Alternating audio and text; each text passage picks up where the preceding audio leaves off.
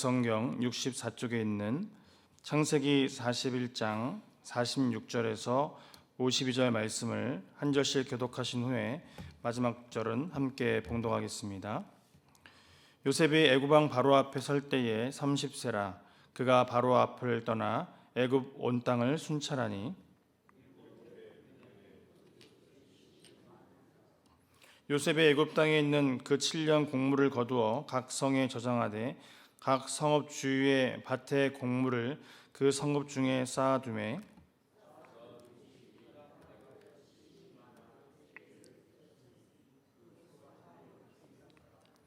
흉년이 들기 전에 요셉에게 두 아들이 나되 곧 온의 제사장 보디베라의 딸 아스낫이 그에게서 낳은지라.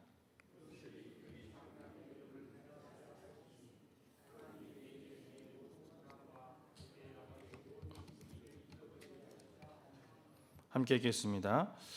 차남의 이름을 에브라임이라 하였으니 하나님이 나를 내가 수고한 땅에서 번성하게 하셨다 함이었더라. 아멘. 오늘 본문 말씀은 요셉이 바로의 꿈대로 미래의 일들을 대비하는 것과 또 요셉이 결혼을 해서 두 아들을 낳는 모습들을 보여주고 있는데요. 잠시 어제의 말씀을 리뷰해 보면 바로는 요셉에게 사브나 바네아라는 애굽식 이름을 지어줬습니다. 그리고 온의 제사장 보디베라의 딸 아스낫과 결혼을 시키고 있는데요. 그렇게 요셉의 새 이름 사브나 바네아는 어떠한 뜻을 갖고 있다고 말씀드렸습니까? 하나님께서 말씀하셨고 그가 살아계신다라는 뜻을 가지고 있다라는 것입니다. 비록 이 이름이 애굽식 이름이었지만 여호와를 믿는 요셉에게는 이 이름이 꿈의 해몽과 제안을 통해서 하나님의 그 말씀을 대언한 하나님의 살아계심을 보여준 간증의 이름이 되었습니다. 그렇게 오늘 요셉이 높은 지위에 오를 수 있었던 이유는 그가 하나님과 동행하는 삶이었기 때문에 가능했는데요. 그가 성실과 또 정직과 거룩한 삶을 몸소 실천했기 때문이었습니다. 이 모든 일을 여호와 하나님의 그 이름으로 감당했다라는 것입니다. 또한 요셉에게 새 이름과 또 애굽인 아내가 주어졌다라는 것은 이제부터 애굽 사람들은 요셉을 애굽 사람으로 간주했으며 또 그에게 순종할 것을 의미하고 있다라는 것인데요. 우리 46절의 말씀을 다 같이 읽어보도록 하겠습니다. 요셉이 애굽 왕 바로 앞에 설 때에 30세라. 그가 바로 앞을 떠나 애굽 온 땅을 순찰하니. 아멘. 요셉은 애굽의 총리로서 맡은 일에 충실히 이 모든 것들을 감당하고 있습니다. 성경은 요셉이 가는 곳마다 최선을 다해 열심히 일했으며 좋은 결과를 얻었음을 말씀하고 있는데요. 그는 보디발의 집에서도 최선을 다했고 또 감옥에서도 살림을 도맡아서 잘 해냈습니다. 그렇게 하자 하나님께서는 더 큰 일을 맡기셨습니다. 이제는 바로의 집에 모든 살림을 도맡아서 역시 모든 백성들이 만족해 할 만한 결과를 그의 주인 바로에게 안겨주고 있다라는 것입니다. 그래서 우리는 작은 일에 충성하는 인생을 살아야 할 줄 믿습니다.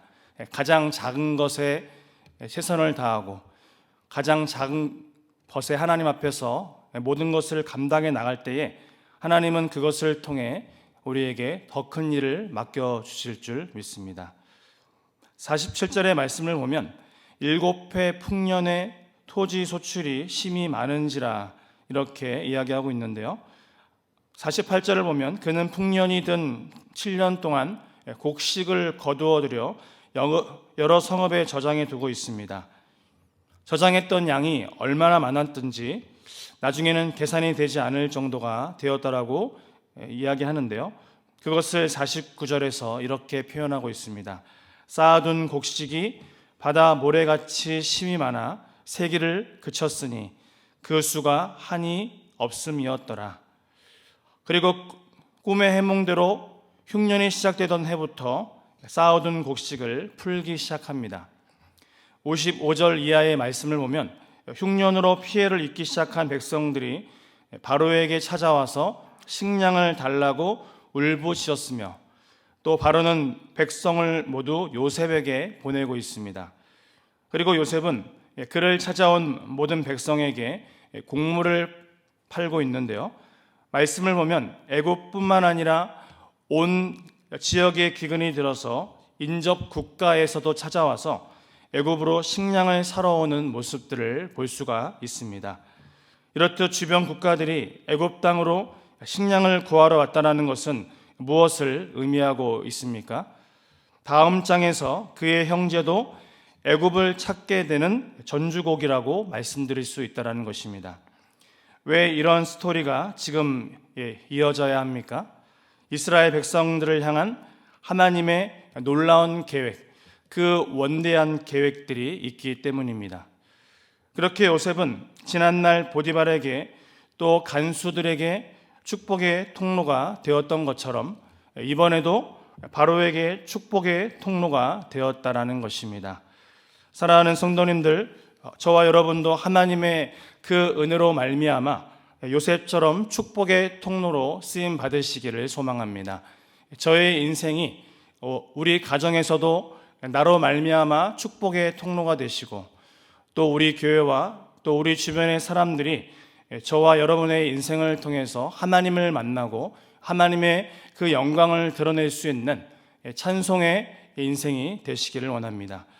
이제 50절을 보면 흉년이 들기 전에 요셉에게 두 아들이 나되 곧 오네 제사장 보디베라의 딸 아스낫이 그에게서 낳은지라, 이렇게 말씀하고 있는데요, 우리 51절과 52절의 말씀을 다 같이 읽도록 하겠습니다. 요셉이 그의 장남의 이름을 므낫세라 하였으니 하나님이 내게 내 모든 고난과 내 아버지의 온 집 일을 잊어버리게 하셨다 하며, 차남의 이름을 에브라임이라 하였으니 하나님이 나를 내가 수고한 땅에서 번성하게 하셨다 함이었더라. 아멘. 네, 오늘 요셉은 하나님의 섭리와 그 계획 가운데 애굽 땅에서 결혼을 하게 하시고 두 아들을 갖고 있는 모습을 보고 있습니다. 51절을 보면 하나님께서 내게 내 모든 고난과 내 아버지의 온 집을 잊어버리게 하셨다라고 하면서 큰 아들의 이름을 어떻게 짓고 있습니까? 므낫세라고 짓고 있습니다. 므낫세라는 뜻의 이름이 무엇입니까? 잊게 하다라는 단어의 의미를 갖고 있습니다. 이것은 애굽의 국무총리가 되면서 하나님께로부터 받은 축복이 지난날의 모든 고난과 또 모든 아픔을 잊게 하기에 충분했다라는 고백을 담고 있다라는 것입니다. 잊는 것도 은혜라는 것이죠. 만약에 우리가 매일매일 과거의 일을 집착하고 또 그것을 매일 떠올리며 산다면 얼마나 그 괴로운 일이 되겠습니까? 저와 여러분에게 망각의 은혜를 주시기를 축복합니다. 또한 요셉은 하나님이 나를 내가 수고한 땅에서 번성하게 하셨더라고 둘째 아들의 이름을 에브라임이라고 짓고 있는데요, 이 에브라임의 이 단어의 뜻은 무엇일까요? 배로 열매를 맺다라는 뜻을 갖고 있습니다. 요셉은 지금 아들들에게 간증적인 이름을 지어 주었다라는 것이죠. 그렇게 요셉은 두 아들의 이름을 지으면서 과거의 편애와 또 미움을 당했던 것, 또 학대를 겪었던 아버지의 그 집을 잊게 하시고 곧 닥쳐올 기근 가운데서도 번성케 하실 하나님에 대한 신앙 고백을 하고 있다는 것이죠. 저와 우리 성도님들도 이러한 간증이 있는 인생이 되었으면 좋겠습니다.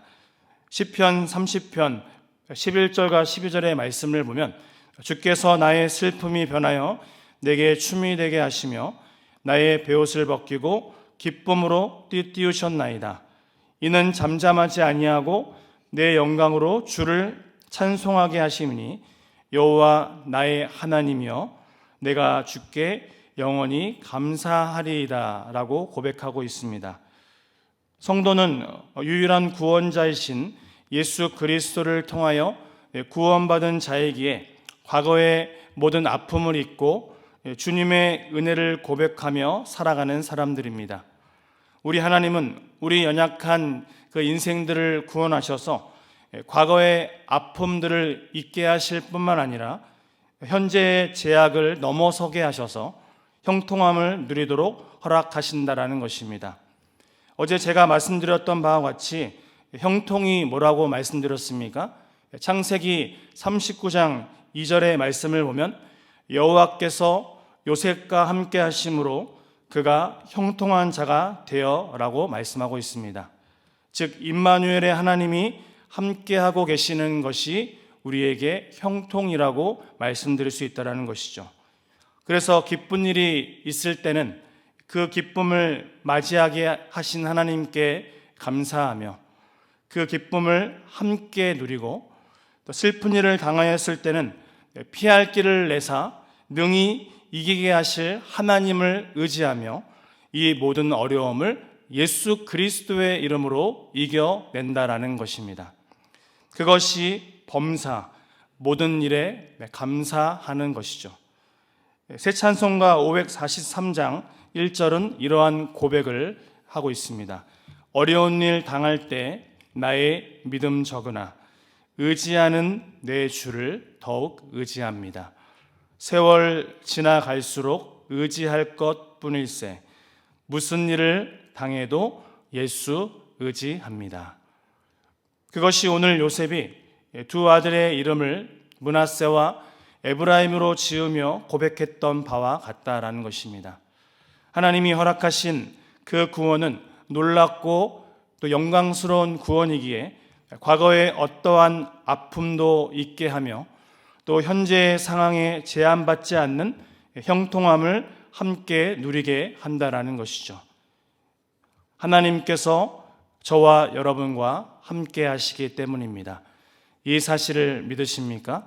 오늘 하루를 시작할 때도 주님께서 함께 하시고, 우리가 어려운 상황을 만났을 때도 하나님께서 함께 하시며, 모든 상황을 마치고 자리에 누웠을 때도 하나님께서 함께 하실 줄 믿습니다.